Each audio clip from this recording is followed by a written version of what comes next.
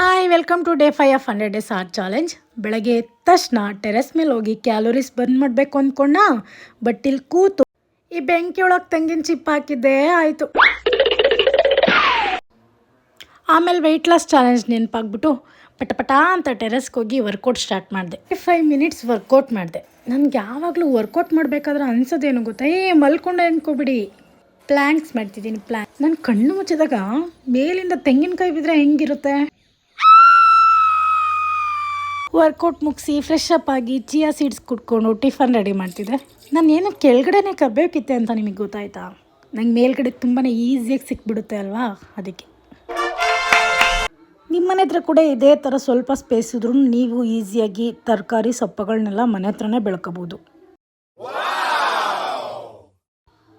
ಪಾಪಚ್ಚಿ ಇದು ಸ್ಟ್ರೈಟ್ ಇತ್ತು, ಚಳಿಗೆ ಬೆಂಡಾಗ್ಬಿಟ್ಟಿದೆ.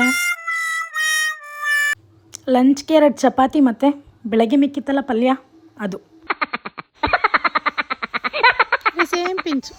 ಆಮೇಲೆ ಈವ್ನಿಂಗ್ ತೋಟದ ಕಡೆ ಹೋಗಿ ಹಂಗೂ ಹಿಂಗೂ ಸುತ್ತಾಡ್ಕೊಂಡು ಕಾಲ ಕಳ್ಕೊಂಬಂದೆ. The only love that never ask for anything in returns ಅಂದರೆ ಈ ವೆದರ್ ನೋಡಿ. ಅದು ತೂಕವೇ ಇಲ್ಲದ ಈ ನೋಟುಗಳಿಗೆ ಜಗತ್ತಿನಲ್ಲಿ ಇರುವ ತೂಕವೇ ಬೇರೆ ಅಂತ ಹೇಳ್ತಾ ಇವತ್ತಿನ ಡೇ ನಾನು ಎಂಡ್ ಮಾಡ್ತಾಯಿದ್ದೀನಿ.